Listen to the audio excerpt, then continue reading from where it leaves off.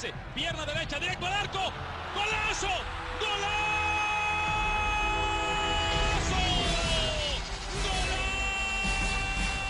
The world of football with a soccer perspective.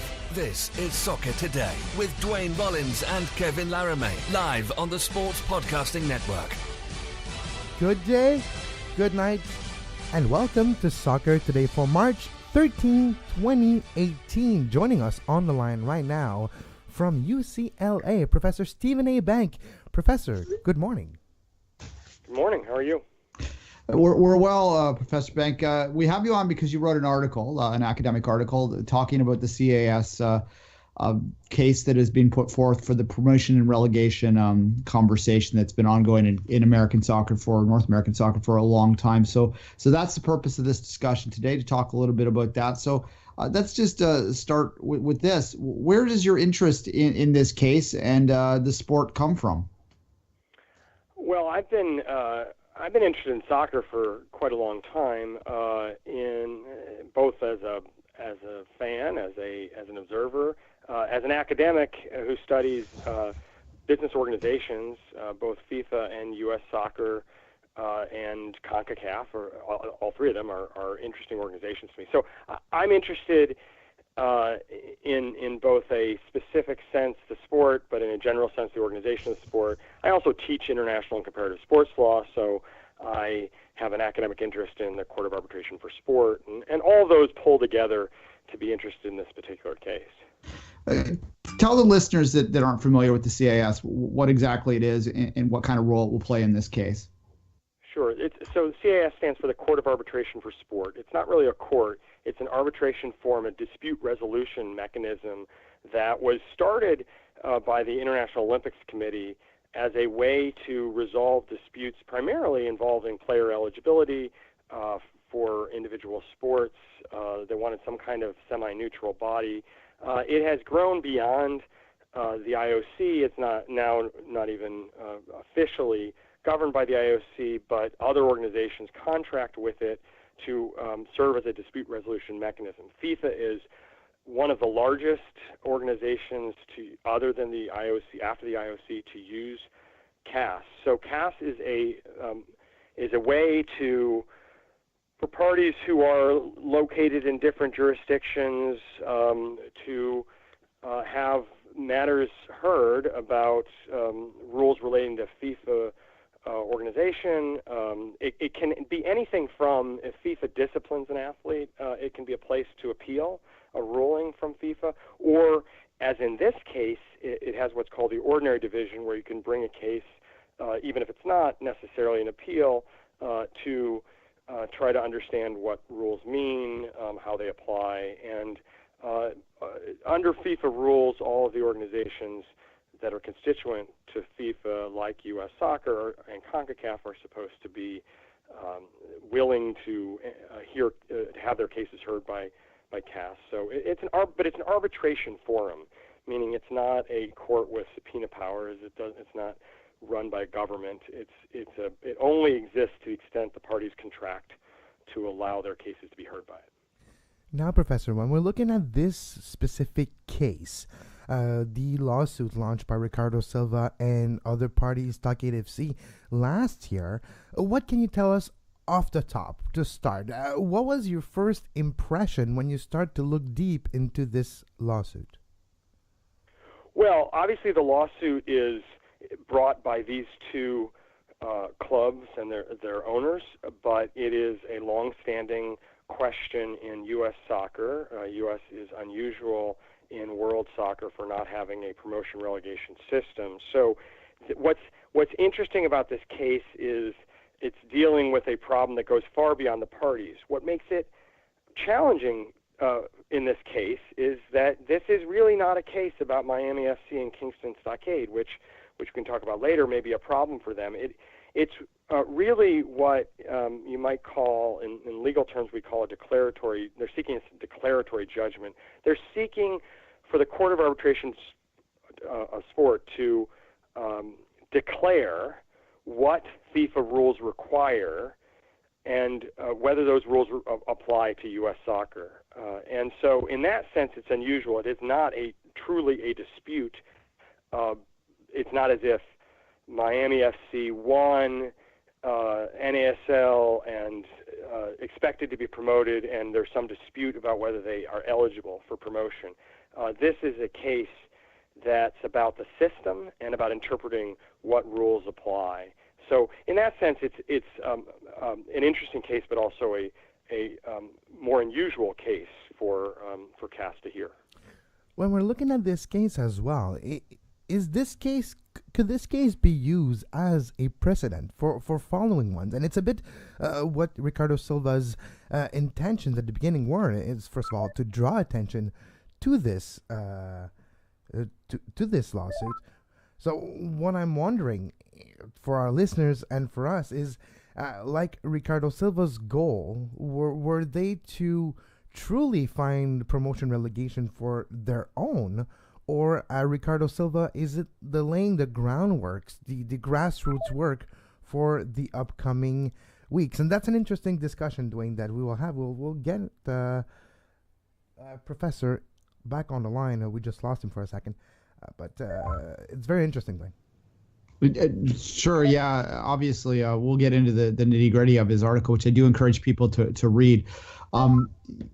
Look, I wonder, and I've wondered since the beginning, what the purpose of this lawsuit is, whether this action is to the CAS. It's always very complicated to use the right language here, but as Professor Bank has illustrated, it's not really a court, so lawsuit's the wrong term. But whether or not they're just trying to draw attention to this cause and hope they can sort of guilt U.S. soccer into putting a plan forward to create promotion and relegation. When you look at the other country that doesn't have it in the world, that being Australia, they have a plan in place to get there eventually. You look at the Canadian Premier League with their plans to launch. They're already out in front of this issue, saying that they will create promotion and relegation once they hit a certain threshold.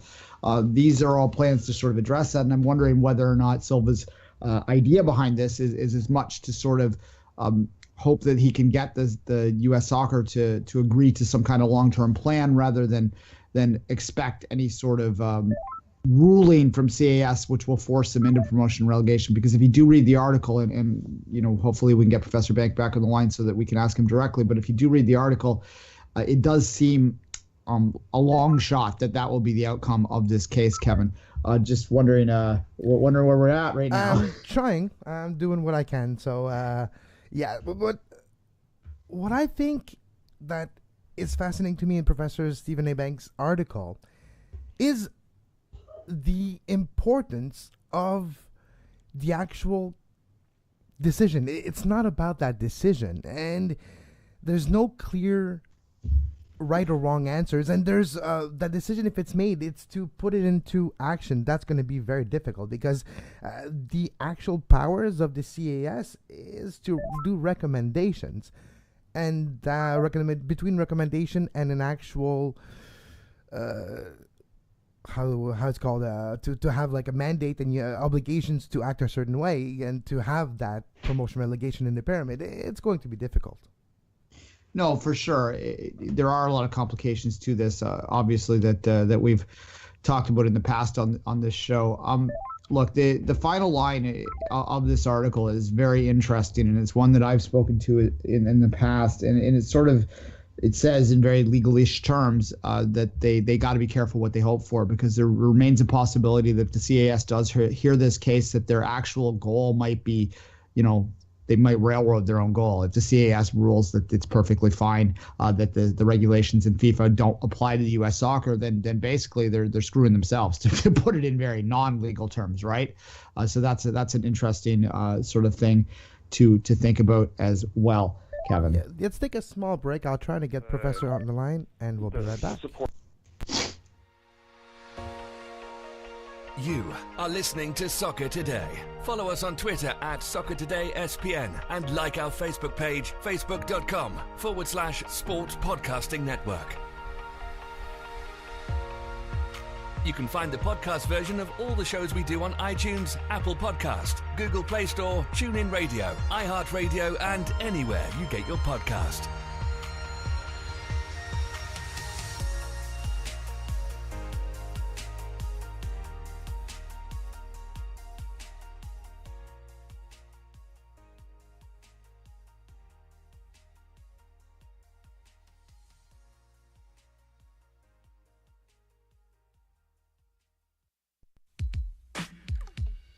And we're back on Soccer Today. Sorry, we got Professor Stephen A. back on the line. Professor, what I was wondering before the connection was cut is, what are the actual powers of the Comité Arbitral du Sport, the CAS, and if ever there's a decision either in favor or against, could they actually implement that decision? Well, so that's a good question. Court of Arbitration for Sport, like I said, is not an actual court. It does not have the same power. It only has the powers that are contractual. That is, the parties have contracted to agree to be bound by CAS decisions in theory. So FIFA requires U.S. Soccer and CONCACAF to agree to be bound by CAS decisions, and FIFA agrees to be bound. There's a variety of ways in which they could claim this is not a decision in which they need to be bound by because it's an interpretation of FIFA rules, and of course if FIFA said the CAS's interpretation is not our actual rules, not only could FIFA not enforce it, but FIFA could change its rules to clarify that this is not the rule, and therefore CAS would have nothing more to say, which is what makes this an odd case. FIFA could come in, disagree with the interpretation of the rules, and I'm not sure CAS could really do anything about that because of their ability to actually clarify and change the rules. So, but assuming FIFA was willing to be bound by this, and it may be that FIFA would like CAS to force its hand, right? So to actually dictate it, then in theory, FIFA could claim that could do what the parties seek FIFA to do, which is to enforce Article 9 in the views of the claimants requiring promotion relegation, in which case FIFA has all the powers available to them under the FIFA statutes, including sanctioning U.S. soccer, suspending U.S. soccer. So there are essentially membership-type enforcement abilities that they could impose, kicking them out of FIFA. But we'll see. But that would be the kind of maximum effect. Certainly U.S. soccer could do whatever it wants. It wouldn't have to be part of FIFA. But that's kind of that's other than that, CAS can't do anything. They're basically counting on the parties agreeing to follow whatever their decision is.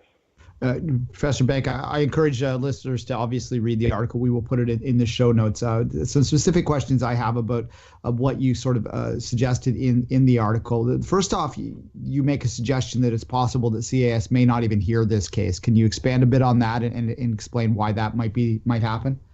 Yeah, no, I wrote that at a time when it was not clear. It seems a little more likely, at least based on what has been leaked out into Twitter, that CAS may be having briefings started, may have a hearing coming soon. It could, though, so that would suggest that they're more likely to hear it, but it's possible they could hear the question of whether they should hear it. The argument that I made was that normally in an appeal of a decision, the CAS serves as an appellate body. It won't hear the case unless all internal remedies have been exhausted at the organization itself. In this case, there's been no ruling officially that promotion and relegation doesn't apply in U.S. soccer. So the parties have put this in the ordinary division, which is the non-appellate cases. But the panel could say, well, look, this is a FIFA rule. You're telling us the FIFA rule has not been enforced. Let's hear from FIFA first. Why not go to FIFA, ask them to enforce the rule, and get a decision, and then appeal that decision? And that would be a way for CAS to punt on deciding the case, which might be appealing to CAS because it's an odd format because it is not really a dispute. It's more like a situation where the FIFA's inaction may be an indication of a ruling, or it may be that FIFA's never actually had to rule on the question. So my point was that if the panel would like to recharacterize this as an implicit appeal, then they could argue that the parties need to exhaust internal remedies, which would be going through FIFA channels, potentially the dispute resolution chamber or something like that, which is the same place, for example, that the solidarity payment and training compensation dispute is going right now through the dispute resolution chamber at FIFA. All right. the final line of the article I'm interested in. You suggest that this may come back around and end up hurting the cause for promotion and relegation if the decision goes the wrong way. Can you expand a little bit on that thinking? Yeah, that was actually in many ways, again, written, this was just published, this article, but the draft of it was written earlier. It was written in August, right after the decision came out, or finished in August. And in some ways it was foreshadowing because, of course, North American Soccer League sued U.S. Soccer on antitrust grounds in September, so soon after that. And what I was suggesting was that in Europe there's some decisions not relating to soccer but relating to, or football, but relating to skating, the International Skating Union, that suggest the European Commission is worried about the power exercised by international federations to dictate who plays what and when and where, and that the assumption by some of the by this particular complaint in promotion relegation is that not having promotion relegation denies access, but you could just as easily conclude that the solution is not to provide this sort of singular path to access to the first division, but rather to eliminate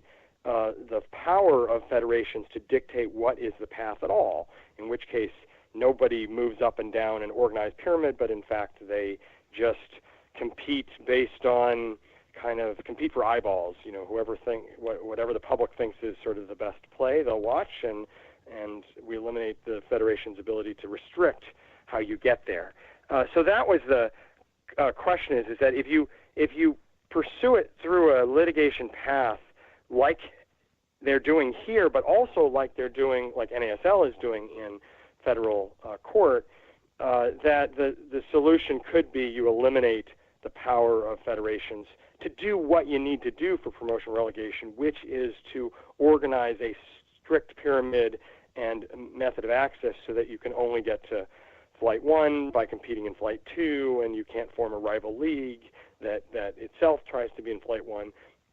So, and as it turns out, that's exactly what has happened, which is that there's now these parallel disputes, the NSL lawsuit and the CAS filing, which are really two different sides of approaching the question.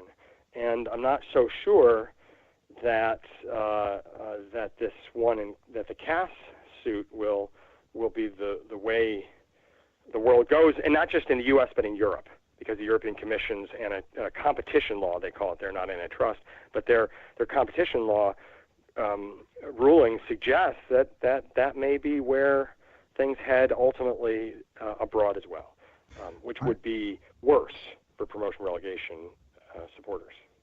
Fair enough. All right, Professor Bank, we do appreciate your time. We'll let you go after this one, and thanks for your patience during the drop call there for a minute. But Sure. That's just, I know that it's impossible to predict with certainty what's going to happen in any arbitration court, in any court, anywhere. But to the best of your understanding of where this is at, how do you see this playing out from here? Well, so as I wrote in the case, I think it's pretty long odds or uphill battle, or however you want to call it, for the parties to win. I'm not even sure that they expect to win as much as they expect to raise the profile of the issue. The problem is that the legislative history is pretty clear. As legislative history goes, it's pretty clear that they were enacted Article 9 only in 2008, so less than 10 years ago, in December of 2008. They adopted this to resolve a specific problem with promotion relegation systems in certain states where people from fourth division clubs would merge with or acquire second division clubs and move up, kind of circumventing the normal sporting merit process. And the only times that Article 9 has been applied since then have been in cases where there's some use of company law techniques or corporate law techniques to move up as opposed to typical play. So, all of that suggests, I just find it would be hard to believe that unless FIFA came to the proceeding and said, you know what, we agree 100%, unless they agreed that this is something to enforce, that a panel of arbitrators would look at that legislative history, look at that course of enforcement conduct and say, you're right, FIFA is selectively ignoring the U.S. when, in fact, that's how they've been applying this all along. So I think this is long odds, but nevertheless, they're taking it seriously enough, and they need to take it seriously enough, and it's possible that it could ignite FIFA to think harder about it in the future. Professor Stephen A. Bank from UCLA Law Faculty, thank you very much for your time today. You can follow Professor Bank on Twitter at Prof Bank. And Professor, we are already excited to have you back on the show whenever there's something really important in the world of law litigation, because me and Duane have been telling ourselves for a few years that, yeah, we kind of needed a law degree to cover sports, apparently, because the last few years have been really, really litigious. It has indeed. In fact, I'm teaching a course I'm starting in April that is exclusively lawsuits filed in the last 12 months against U.S. soccer. So there's a lot to talk about. Wow, that's an actual course. That's awesome. I wish I could take it, but I'm a little bit far away. Professor, thank you very much for your time today. Sure, thanks for having me. You are listening to Soccer Today. Follow us on Twitter at SoccerTodaySPN and like our Facebook page, facebook.com/Sports Podcasting Network. You can find the podcast version of all the shows we do on iTunes, Apple Podcast, Google Play Store, TuneIn Radio, iHeartRadio, and anywhere you get your podcast.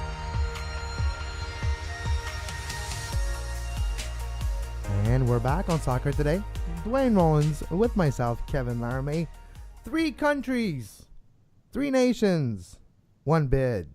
United we stand. 2026. Am I forgetting anything? No, you're not. They did apparently forget to coordinate press conference announcements today too, because basically Liga MX and MLS are announcing their partnership the exact same time as CLA anyway. But yeah, why not? Like, okay, you guys are just talking about the countryside. We'll talk about the club side. Should we do it at the same time? So should we split the attention of the journalists, or should we have them all? Yeah, look, today's press. I was at the press event at BMO Field in Toronto today. What it was that the government of Canada was officially announcing its support, quote unquote, in principle, for the 2026 bid. And that's really government ease to say that they're committed to funding this thing if they're successful in the bid.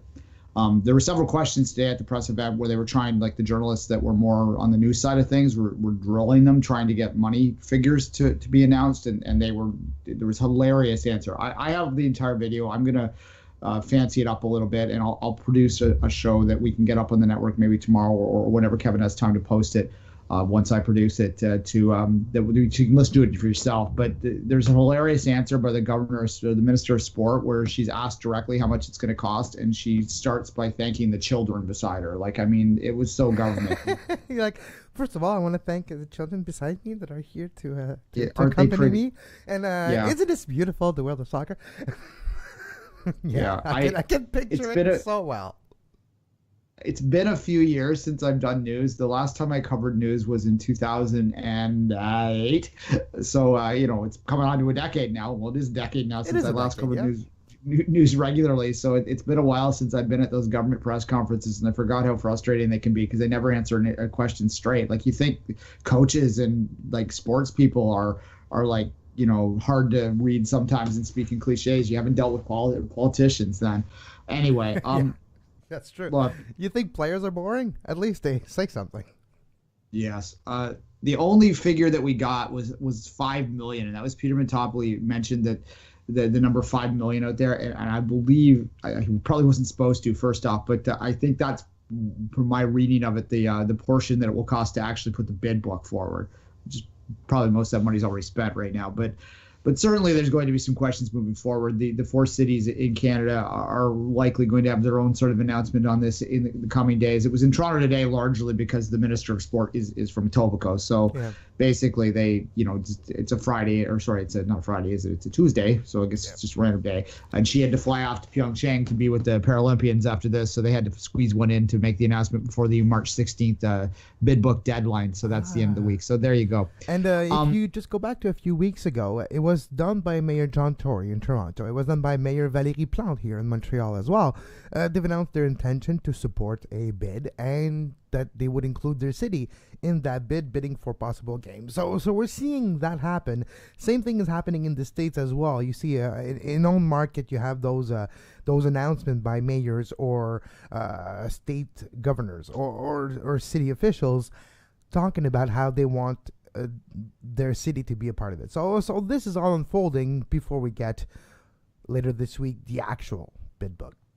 Yeah, which we won't see because FIFA doesn't release the bid books, which is to the eternal frustration of people who want open and transparency within FIFA. But hopefully we can get some leaks on that one. We don't know the makeup of the games yet. I was told off record by someone that the likelihood of the games being increased for Canada and Mexico are highly unlikely, I was told.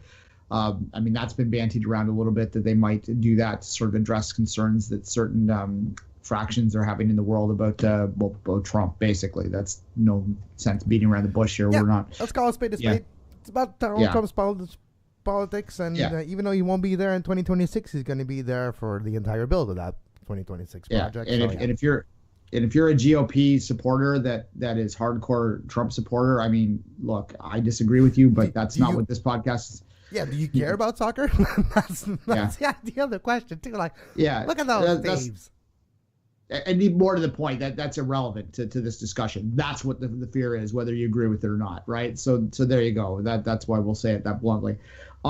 Look, there was a whole lot of nothing today. I mean, I dragged myself down to BMO because I felt that it was important for someone like us that covers this to be there. But it was more of a government sort of show that was there to get the more attention to the bid, because it's still to this day, and this is what I will say this, and I find this fascinating because those of us in the bubble have known about this bid for like 4 or 5 years now.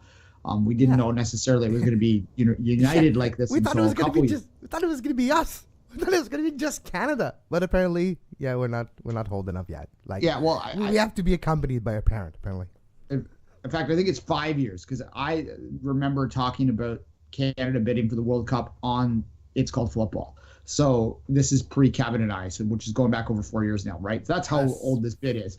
2013, the last ICF. So that was 20, and there was 2. So that was like 2012. So that's like 6 years ago. Yeah. So the fact that there's still people discovering this every day just blows my mind, and it just speaks to the bubble concept we talk about all the time. So, but this is worse for them. It's another announcement to get it back out in front of people so that they can, the public, once this finally does get announced, and they do actually have to put some financials on this, which aren't going to be pretty probably. It's 10 games. It's probably going to be at least a few million per game. Yeah, I'm going to guess it's probably Canada's contribution is going to be around 50 million or so. So probably more than. So how much does it cost to put grass at BC Place, at the Olympic Stadium, in Edmonton? Yeah, it's about a few million per game. So it's not going to be. It's not going to be. It's going to be not going to be pretty. No, exactly. And there's going to be a lot of people that are going to go, what? What? My taxes are increased and I still have to pay money? Yeah, exactly. Well, and there's a lot going on with this bid, too. I mean, this has a 5 rings tie-in, too, because I think that whether or not Calgary bids for the 2026 Winter Olympics is going to be hugely dependent upon whether or not this United bid works. I suspect that if the United bid is successful, then Calgary might decide to wait to 2030 to bid, and if it's not, then the 2026 Winter Olympics are highly likely to be in Calgary. That's my take on that, but that's a 5 rings interjection there from a day early, or 2 days early, I guess. This is I don't know what more to say about this, Kevin, other than I continue to look at this Morocco bid. I'm trying to get someone from Morocco on this show to talk about the Moroccan bid in the days ahead before the June vote on this. I think it's important that we start to look at that a little more closely, because I don't think that's a sure thing that sometimes it's being portrayed as. I think that the United bid is still heavily the favorite, but if the voting blocks go Morocco's way, and you have to assume, I don't know if you can assume, and maybe it's being ethnocentric of me to suggest that all of Africa is just going to fall in line to support Morocco, but typically we have seen that in the past, and there is a lot of suggestion that the Middle Eastern bloc, which is a lot of votes as well, is in no way going to support the Americans, and that's really where the Trump stuff comes in, is that Middle East vote. So look, I think there's still work to be done here, but I think the United bid still is the favorite, and we'll continue to follow this a little more closely. Kevin, I don't know if you have any thoughts on it, but like as I said. Well, no, not really any thoughts. I just have a quick bumper, and we'll be back to talk about Champions League, both on our continent and the old one.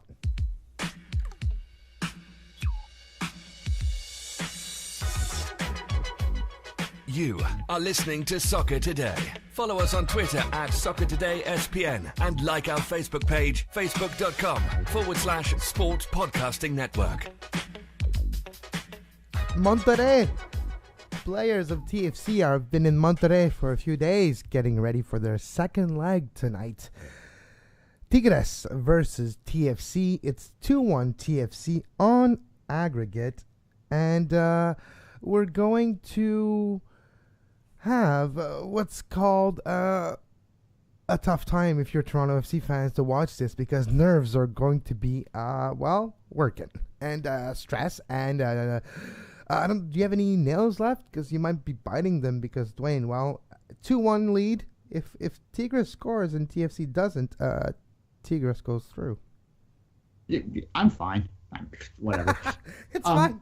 It's fine. Yeah. It's fine. Yeah, look, I mean, I'm sure that, there are some TFC fans out there that are quite nervous today right now. But to me, and keep in mind that I have quite purposely taken a bit of a step back from standing in the crowd this year, and I'm trying to take more of a journalistic view of TFC through this season. So maybe that's part of why I'm sort of kind of whatever. I'll go watch the game and enjoy it tonight. But in terms of the hardcore, yeah, for sure. But that said, I think that a good way to look at this is for the hardcore TFC supporter is to say they did very well in that first leg, and that's not condescending. Like they're people are legitimately saying that was the best win that an MLS team has ever had over an MLS or for Liga MX team, right? In terms of a pure win, and Montreal fans that are yelling at their devices right now may want to remember that you won the ties but not the games, right? So that's and it took a goal at the 90th minute by a complete unknown at that moment to change everything, and Montreal was done if it wasn't for Cameron Porter. So no,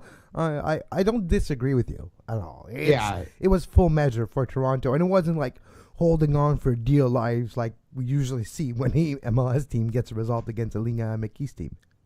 Yeah, and perhaps we'll talk about this a little bit tomorrow in more detail, the Liga MX MLS partnership, which came through. Campeones Cup, Duane. There's going to be a cup. There's going to be some all-star games, some cups, and some young players playing against each other from MLS and Liga MX. Yeah, and as I said, maybe we'll get a guest and talk about this a little bit, although we do have another USL preview that we need to run this week as well. So we'll see where we can fit this in, but that means we're going to see more of this in the future, more competition between TFC and a Liga MX team this year, and that's something that I welcome to see.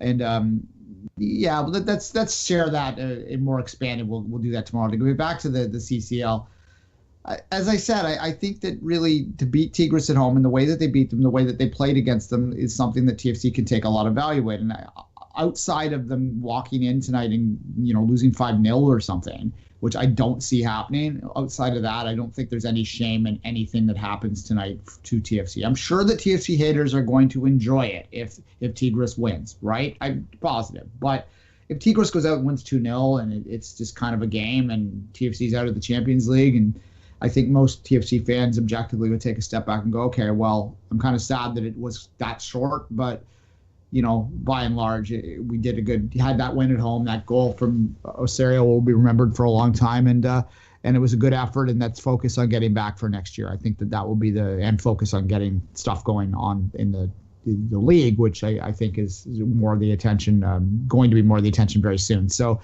that's, I think, how that will blow. In terms of the game, I think that, and we talked about this last week, but I think that the way TFC needs to approach this tonight, Kevin, is they need to approach it as if it's 0-0. They can't go in thinking that they're ahead of goal and try and sit back and defend that, because I don't think it's likely that they're going to get a clean sheet tonight. I think you need to score. And if you can score a goal, then that basically means that Tigres is going to have to score 3 in regulation to eliminate you outright. And that's, I think, something that's more likely. If you score a goal, I think at the very worst case, you go, okay, well, even if they score 2 from here, then we're still going to extra time. And if we get to extra time, then who knows? Like one moment of madness. Go ahead. I'm just agreeing with you. I'm saying, yeah, it's true. You just need you never know what's going to happen if it goes to extra time or just one result or a goal away. Yeah. Penalties, obviously, too, would be the ultimate crapshoot there, and be although TFC doesn't have a great history in penalties, but as we can remember, Seattle. But nonetheless, that was a couple years ago now. So you look, it's going to be a fun game. 10 o'clock. The Mexicans are not happy because they had to move the game up an hour, and their fans are not used to going to games that early. So first off, it's in the Central Time Zone down there, so it's an hour. I don't even understand. Like, they're going, like, it's the Spanish sort of philosophy, I guess, that they want to watch games in the middle of the night. But for us, it's been more chilly too. It's not that warm at that. It's like, what I mean is, if you play earlier, it's a lot warm. It's warm. It's hot. It's hot in Monterrey.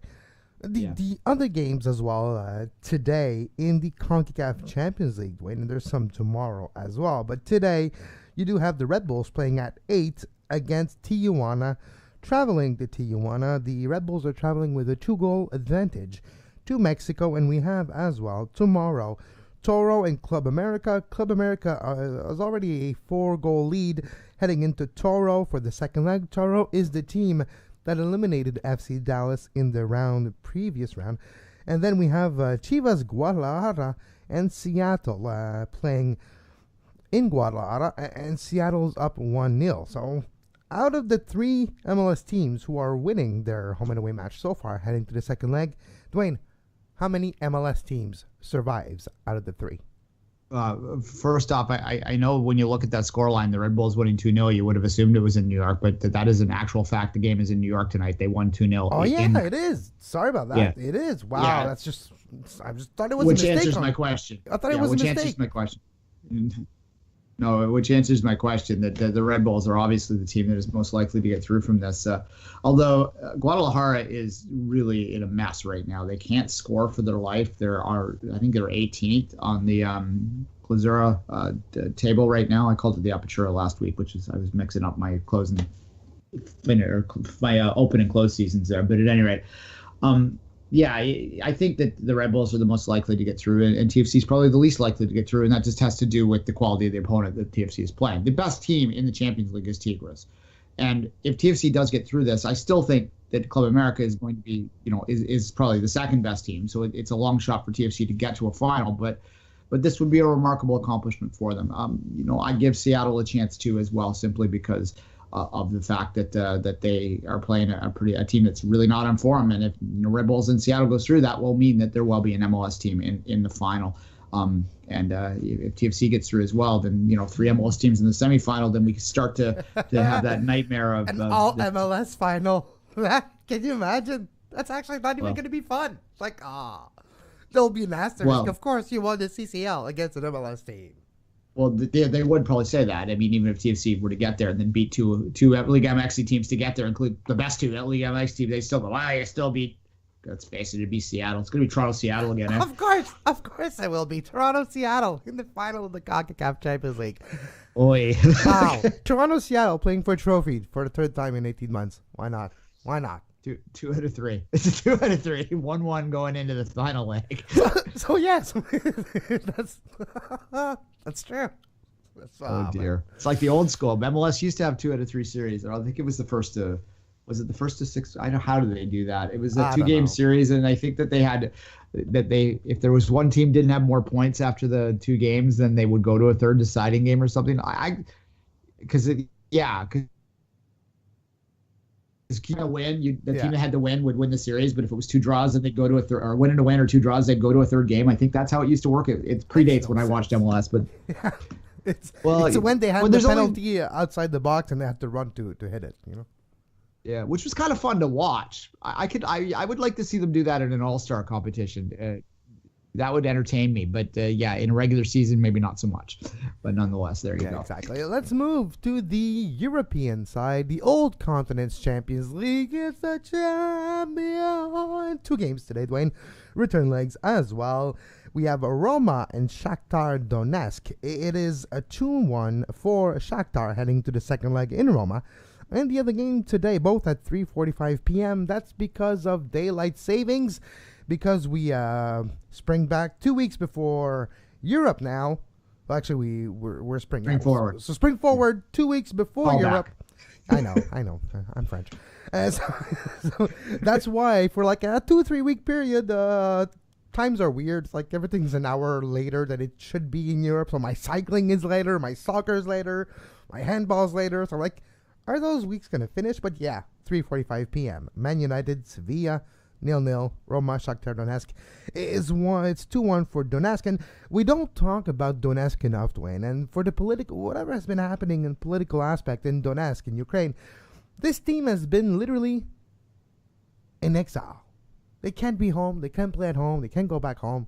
They're playing elsewhere. And, I kind of feel bad for them. And I kind of wish they can get through. It's going to be difficult in Rome against Roma, a more talented, a bigger club than Shakhtar Donetsk. But I would love to see Donetsk get something out of this just because of the unfortunate aspect of this team right now that is a team in exile. Yeah, look, and I mean, Roma's going to be that was when the draw came out. That was probably the least fancied of all the games in this round, in terms of not having a high profile. With apologies to Roma fans, they're not tier 1 high profile. I live around a lot of them, so I got to be careful there. But yeah, Tony's retired, so they're not tier 1 anymore. Yeah, but yeah, Shakhtar is a they're around a 16 regular, right? And occasionally they'll get to that next knockout. As you say, they've been in exile for a long time. They still play pretty tough on their home legs. They're kind of in the same situation as TFC in the sense that they're the underdog heading in to Roma, and they gotta have to approach that thinking that if they score a goal, then maybe they're looking good. But if they don't, then there might be a tough one for them. Yeah, that's kind of a more interesting tie to me in many ways than anything else in this round, simply because it is a little less predictable than some of the other ones that are out there. Yeah, absolutely. So we'll keep an eye on those games today at 3:45 p.m. We'll talk about tomorrow's game tomorrow, and we'll have as well a review of the CCL tonight. We'll talk about the results, and is it Toronto? Is it Tigres? We'll know later tonight if the Quattro is still up for grabs, Duane. Oh, sure. Well, there's Del Quint available, apparently, so there you go. Yeah, don't forget the Campeones Cup. Oh, wow. Yeah. A 5 trophy in 13 months. Or is it what's 6 in Latin? Because by that point, the Voyageurs Cup would be over, so. Yes. Yeah, who knows? Whatever. Yeah. Well, people knows we don't.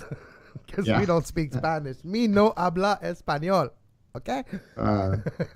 As always, you can follow Duane on Twitter at 24th Minute and myself at Kev Laramee. We'll be back tomorrow, 10 a.m. for another edition of Soccer Today. Thank you to Professor Stephen A. Bank of UCLA for his time today. And I'm looking forward to hearing Stephen again on the show whenever we need a law expert because, yeah, it is useful in the world of sports. And as always, until next time, have a great soccer. You can find the podcast version of all the shows we do on iTunes, Apple Podcast, Google Play Store, TuneIn Radio, iHeartRadio, and anywhere you get your podcast.